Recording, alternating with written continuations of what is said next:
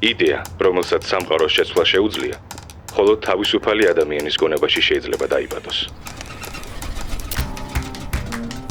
ინოვაცია ხდება იქ, სადაც ერთმანეთს ცნობის მოყვარეობა და გამბედაობა ხდება.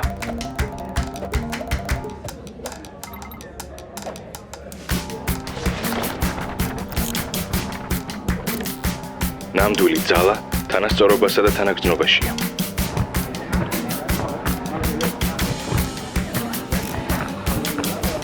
გამარჯვება პროცესია, ცოდნა ფარია, იერარქია, ძალა.